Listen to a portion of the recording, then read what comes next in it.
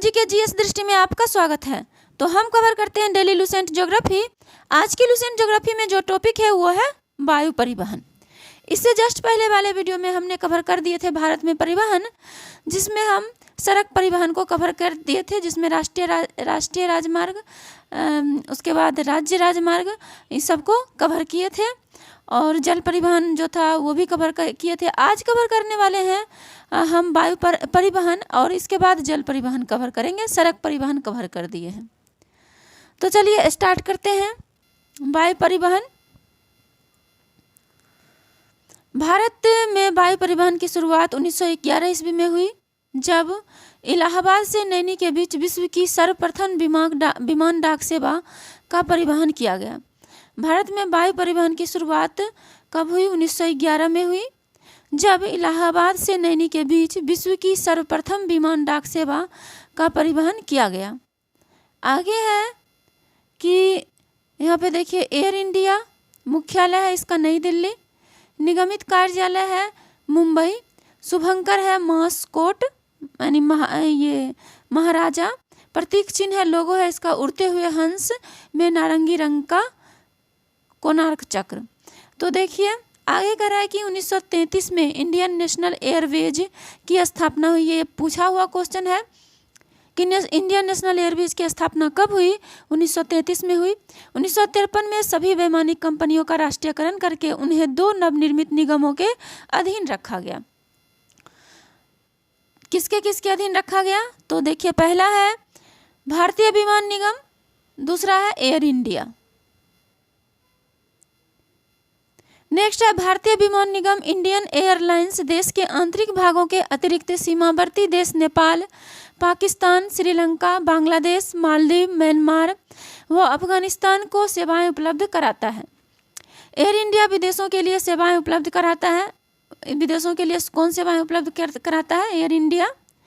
Next है 1981 में देश में घरेलू, यहाँ देखिए 1981 में देश में घरेलू उड़ान के लिए वायुदूत नामक तीसरे निगम की स्थापना की गई थी। 1981 में देश के घरेलू उड़ान के लिए कौन सा? तो वायुदूत नामक तीसरे निगम की स्थापना की गई थी, जिसके बाद भारतीय विमान निगम में विलय हो गया। किस में विलय हो गया? जिसके बाद भारतीय विमान निगम में विलय हो गया। नेक्स्ट है 24 अगस्त 2007 को सार्वजनिक क्षेत्र की विमानन कंपनियां एयर इंडिया एवं भारतीय विमान निगम इंडियन एयरलाइंस का विलय हो गया। क्या कह रहा है? कब? 24 अगस्त 2007 को सार्वजनिक क्षेत्र की विमानन कंपनियां एयर इंडिया एवं भारतीय विमान निगम इंडियन एयरलाइंस का विलय हो गया।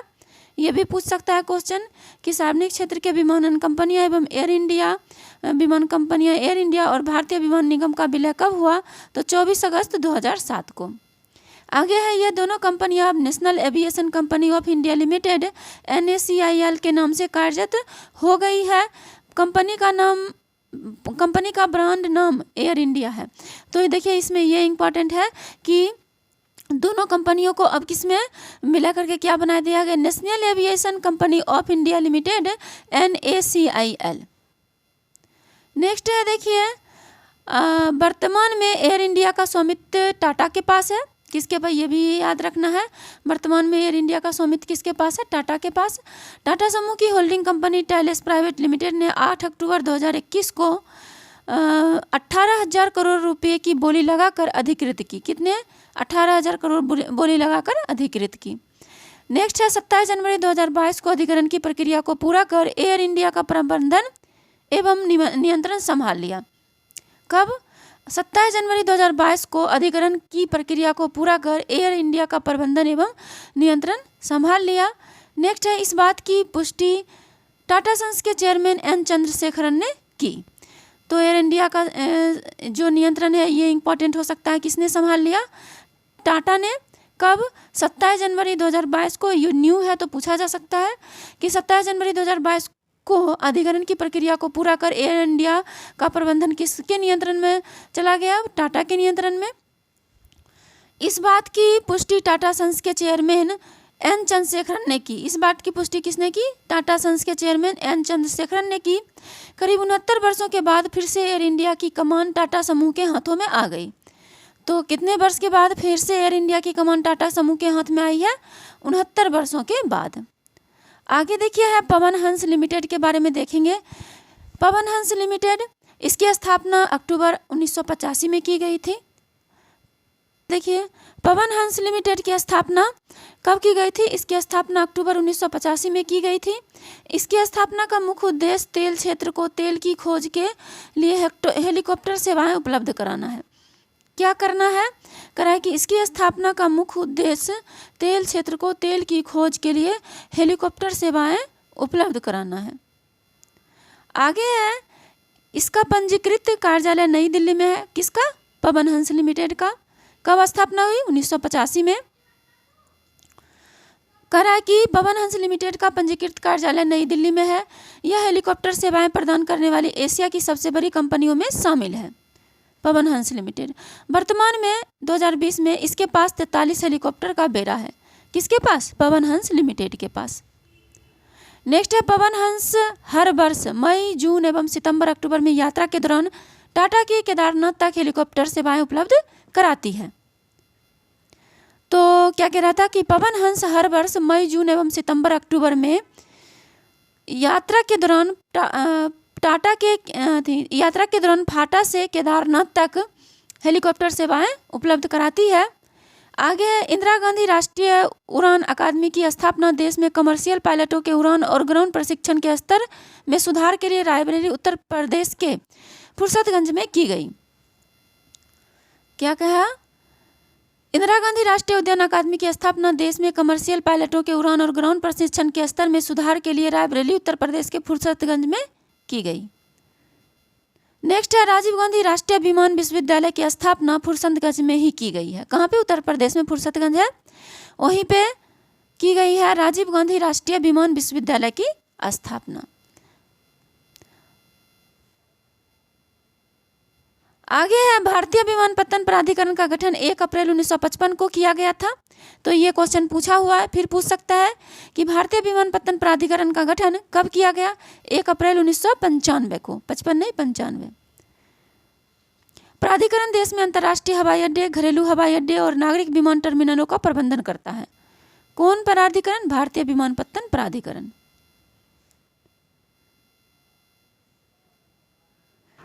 नेक्स्ट है देश के प्रमुख अंतर्राष्ट्रीय हवाई अड्डे कौन कौन है, देख लेते हैं। इंदिरा गांधी अंतर्राष्ट्रीय हवाई अड्डा कहाँ पे है? नई दिल्ली में है। छत्रपति शिवाजी अंतर्राष्ट्रीय हवाई अड्डा कहाँ है? मुंबई में है। नेताजी सुभाष चंद्र बोस अंतर्राष्ट्रीय हवाई अड्डा कहाँ पे है? कोलकाता में है। अन्ना राष्ट्रीय हवाई अड्डा कहाँ है? चेन्नई में है।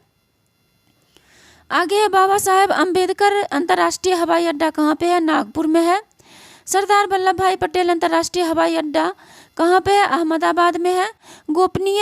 गोपनीय बारडोली अंतर्राष्ट्रीय हवाई अड्डा कहाँ पे है? गुवाहाटी में है।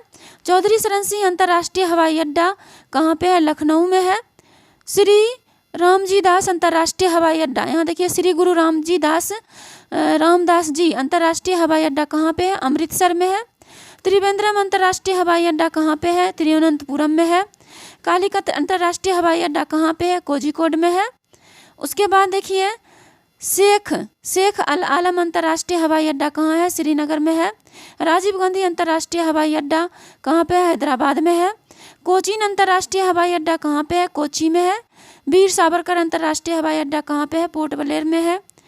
उसके बाद है दावोलियम अंतर्राष्ट्रीय हवाई अड्डा। दावोलियम अंतर्राष्ट्रीय हवाई अड्डा कहाँ है? गोवा में है। केम्पोगोरा अंतर्राष्ट्रीय हवाई अड्डा बेंगलुरु में है। मंगलुरु अंतर्राष्ट्रीय हवाई अड्डा भी बेंगलुरु में है। उसके बाद देवी अहिल्याबाई होलकर अंतर्राष्ट्रीय हवाई अड्डा इंदौर में है। संगानेर अंतर्राष्ट्रीय हवाई अड्डा जयपुर में है। कोयम्बटूर अंतर्राष्ट्रीय हवाई अड्डा कोयम्बटूर में ही है, तमिलनाडु में। नेक्स्ट देखिए तिरुचिरापल्ली अंतर्राष्ट्रीय हवाई अड्डा तिरुचिरापल्ली में है। लाल बहादुर शास्त्री अंतर्राष्ट्रीय हवाई अड्डा वाराणसी में है। बागडोगरा अंतर्राष्ट्रीय हवाई अड्डा सिलीगुड़ी में है। सूरत अंतर्राष्ट्रीय हवाई अड्डा सूरत में है। बीजू पटनायक अंतर्राष्ट्रीय हवाई अड्डा भुवनेश्वर में है। बीजू पटनायक अंतर्राष्ट्रीय हवाई अड्डा कहाँ है? भुवनेश्वर में। कन्नूर अंतर्राष्ट्रीय हवाई अड्डा कन्नूर में है। मदुरई अंतर्राष्ट्रीय हवाई अड्डा मदुरई में है। जयप्रकाश नारायण अंतर्राष्ट्रीय हवाई अड्डा पटना में है। गया अंतर्राष्ट्रीय हवाई अड्डा गया में है। उसके बाद मनोहर पर्रिकर अंतर्राष्ट्रीय हवाई अड्डा गोवा में है। मनोहर पर्रिकर अंतर्राष्ट्रीय हवाई अड्डा गोवा के मोपा में है। इम्फाल अंतर्राष्ट्रीय हवाई अड्डा इम्फाल में है, मणिपुर में। शेख आलम अंतर्राष्ट्रीय हवाई अड्डा श्रीनगर में है। पूर्णतः सौर शक्तिकृत विश्व का प्रथम अंतर्राष्ट्रीय हवाई अड्डा है। आगे देखिए है कुछ अन्य प्रमुख हवाई अड्डा। देखिए स्टार जो लगा है किसमें, एक मिनट देखिए, कोचीन अंतर्राष्ट्रीय हवाई अड्डा ये जो है ये पूरी सौर एनर्जी से चलती है। आगे है यहाँ पे कुछ अन्य प्रमुख हवाई अड्डा है, उसको भी देख लेते हैं। बिरसा मुंडा हवाई अड्डा है रांची में। शहीद भगत सिंह हवाई अड्डा है चंडीगढ़ में। महाराजा वीर विक्रम किशोर मानिक हवाई अड्डा है अगरतला में। महाराजा अग्रसेन हवाई अड्डा है हिसार में। नोट में क्या दिया हुआ है, कह रहा है कि नगर विमानन मंत्रालय ने मार्च 2020 में आवश्यक वस्तुओं की आपूर्ति में तेज को सुनिश्चित करने के लिए जीवन रेखा उड़ान सेवा शुरू की। क्या शुरू की? नगर विमानन मंत्रालय ने मार्च 2020 में आवश्यक वस्तुओं की आपूर्ति में तेजी को सुनिश्चित करने के लिए जीवन रेखा उड़ान, याद रखना है, जीवन रेखा उड़ान सेवा शुरू की। इसके बाद है, इसके तहत देश के सभी भागों तक व्यक्तिगत संरक्षणात्मक साधन पीपीआई तथा दवाओं इत्यादि की आपूर्ति की गई। इसी के द्वारा, जीवन रेखा उड़ान के द्वारा देश के सभी भागों तक व्यक्तिगत संरक्षणात्मक साधन पीपीआई तथा दवाओं इत्यादि की आपूर्ति की गई। नेक्स्ट आगे हम देखेंगे क्या है जल परिवहन। जल परिवहन है, केंद्रीय अंतर्राष्ट्रीय जलमार्ग प्राधिकरण की स्थापना 1987 ईस्वी में की गई थी। केंद्रीय अंतर्राष्ट्रीय जलमार्ग प्राधिकरण की स्थापना कब की गई थी? 1987 ईस्वी में। इसका मुख्यालय कोलकाता में है। इसका मुख्यालय कहाँ है? कोलकाता में। देश के जलमार्गों को दो भागों में बांटा गया है। कौन कौन दो भाग में बांटा गया है? तो यहाँ पे देखिए, आंतरिक जलमार्ग, यह परिवहन नदियों, नहरों एवं झीलों के द्वारा होता है। देश में जहाज़ों के जरिए होने वाली कुल माल ढुलाई के केवल 1% की ढुलाई अंतर्देशीय जलमार्गों से होती है। राष्ट्रीय जलमार्ग अधिनियम 2016 के तहत 111 अंतर्राष्ट्रीय जलमार्गों को राष्ट्रीय जलमार्ग घोषित किया गया है। राष्ट्रीय जलमार्ग अधिनियम 2016 के तहत कितने जलमार्गों को? 111 जलमार्गों को, अंतर्देशीय जलमार्गों को राष्ट्रीय जलमार्ग घोषित किया गया है। नेक्स्ट देखिए है, हल्दिया से इलाहाबाद तक जलमार्ग को 22 अक्टूबर 1986 को राष्ट्रीय जलमार्ग 1 घोषित किया गया। तो पेपर में पूछा हुआ ये क्वेश्चन है कि राष्ट्रीय जलमार्ग 1 किससे किसके बीच है? तो हल्दिया से इलाहाबाद के बीच। नेक्स्ट देखिए समुद्रिक जलमार्ग। समुद्रिक जलमार्ग के बारे में देखेंगे।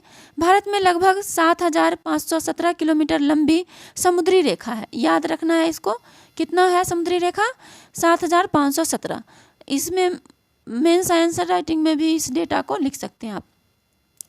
यह मुख्य भूमि के पश्चिमी और पूर्वी भागों में फैली हुई है। यह देश के व्यापार के लिए एक महत्वपूर्ण प्राकृतिक संसाधन है। भारत में 12 बड़े और लगभग 200 छोटे पत्तन हैं। देश के व्यापार की कुल मात्रा का 95% और मूल्य की दृष्टि से 68% का व्यापार समुद्री मार्ग से होता है। देश के व्यापार की कुल मात्रा का 95% और मूल्य की दृष्टि से 68% का व्यापार किस मार्ग से होता है? समुद्री मार्ग से होता है।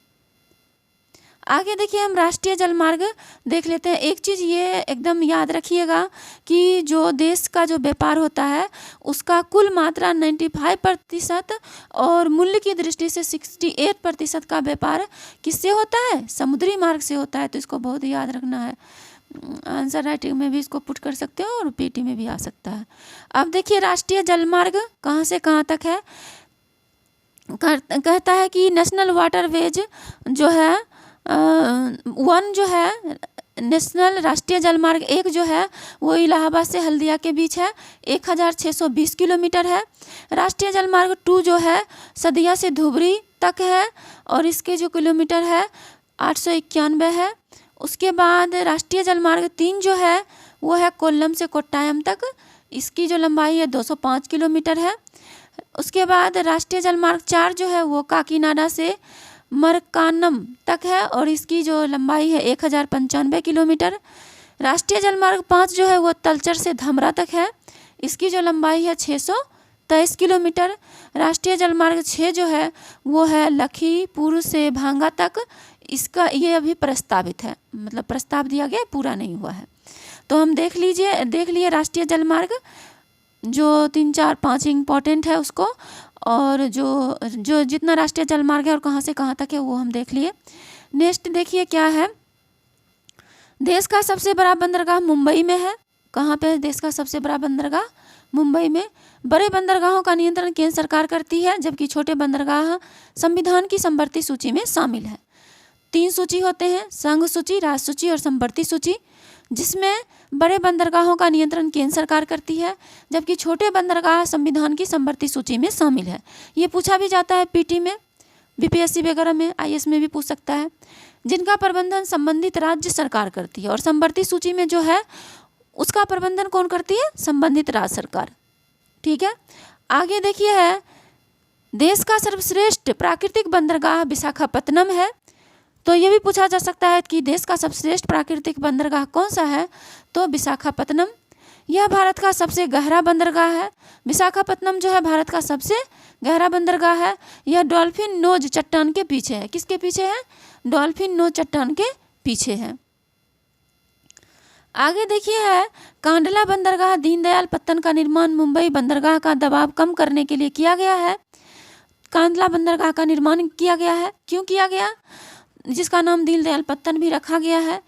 और मुंबई बंदरगाह पर काफ़ी भीड़ रहती है, काफ़ी ज़्यादा दबाव रहता है, उसी दबाव को कम करने के लिए कांडला बंदरगाह का निर्माण किया गया है। कांडला एक ज्वारीय बंदरगाह है। यह मुक्त व्यापार क्षेत्र वाला बंदरगाह है। कांडला जो है वो मुक्त व्यापार क्षेत्र वाला बंदरगाह है।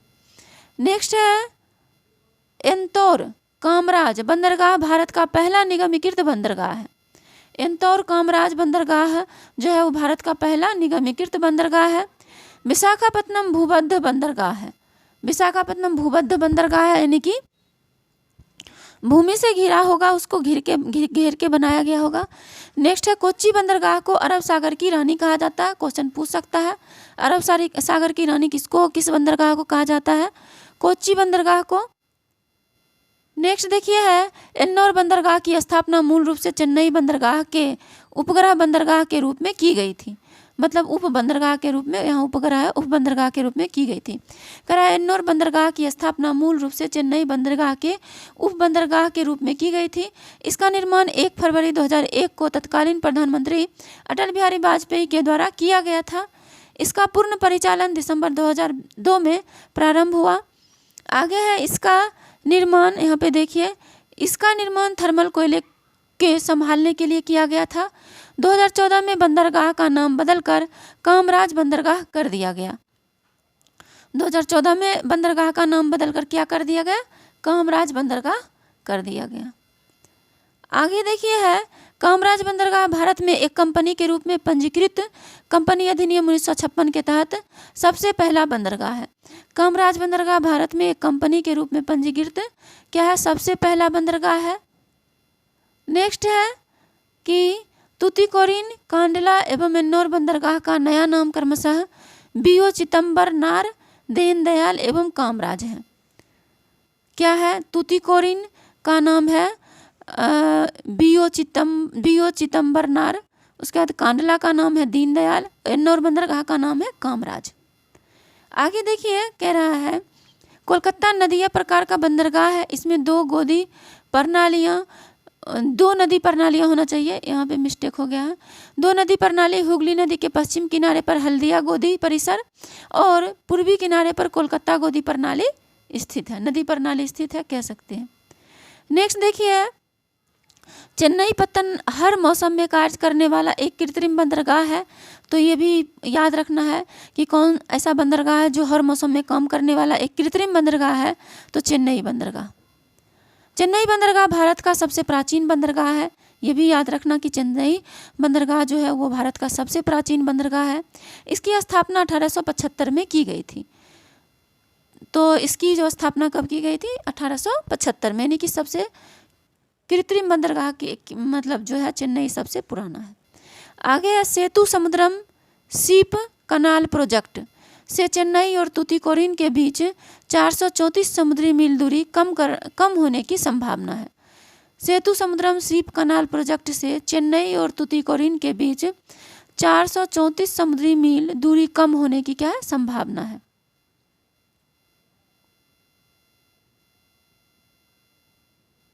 आगे देखिए है कोचीन शिपयार्ड लिमिटेड की स्थापना 1972 में हुई थी।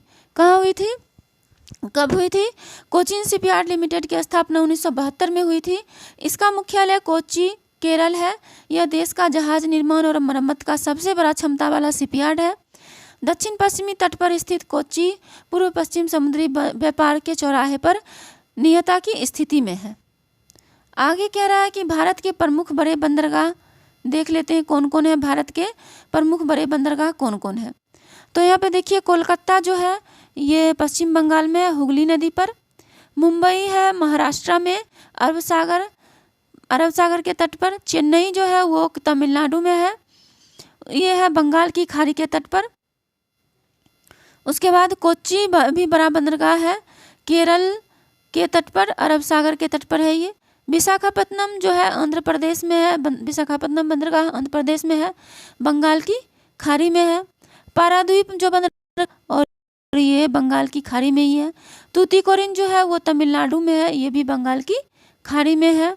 उसके बाद मर्मागोआ जो है वो है गोवा में और ये है अरब सागर में। कांडला जो है ये है गुजरात में और ये भी अरब सागर में है। न्यू मंगलुरु जो है वो है कर्नाटक में, ये भी अरब सागर में है। नहाव सेवा जो है ये है महाराष्ट्र में, ये भी अरब सागर में है। एन्नौर जो है वो है तमिलनाडु में, ये है बंगाल की खाड़ी में। बीओ चिदम्बर दीनदयाल पत्तन जो JL नेहरू एवं कामराज पत्तन, ये जो उसमें ऊपर जो 1 2 3 4 करके दिया हुआ है उसकी बात कर रहा है। देखो तूतीकोरिन को कहा जाता है बीओ चिदम्बर, उसके बाद कांडला को कहा जाता है दीनदयाल, नहाव सेवा को कहा जाता है JL नेहरू एवं एन्नौर को कहा जाता है कामराज। तो यही दिया हुआ है। आगे देखिए है मर्मागोआ एक प्राकृतिक पत्तन है, याद रखना है प्राकृतिक पत्तन कौन सा है? मर्मागोआ, जो ब्रेक वाटर और मोल से घिरा है। किससे घिरा है? ब्रेक वाटर और मोल से। इसमें 14.4 मीटर गहराई वाला एक ड्राफ्ट चैनल है जो बड़े पोत को आने जाने में मदद करता है। क्या कह रहा है? कह रहा है कि इसमें 14.4 मीटर गहराई वाला एक ड्राफ्ट चैनल है जो बड़े पोत को आने जाने में क्या करता है? मदद करता है। आगे है मुंद्रा बंदरगाह। यहाँ देखिए मुंद्रा बंदरगाह भारत का पहला निजी बंदरगाह है और सबसे बड़ा कंटेनर बंदरगाह है जो गुजरात के कच्छ जिले में मुंद्रा के पास कच्छ की खाड़ी में उत्तरी तट पर स्थित है। नेक्स्ट है विश्व के जहाज। विश्व में यहाँ पे देखिए विश्व के जहाज पुनरावर्तन उद्योग में भारत की हिस्सेदारी 25 से 30% है। जहाज पुनरावर्तन मुख्य रूप से गुजरात के अलंग सोसिया में किया जाता है।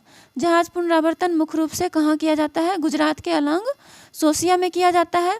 अलंग सोसिया विश्व का सबसे बड़ा जहाज पुनरावर्तन कारखाना है। अलंग सोसिया जो है वो विश्व का सबसे बड़ा जहाज पुनरावर्तन कारखाना है। इसे फरवरी 1983 में शुरू किया गया था अलंग सोसिया को।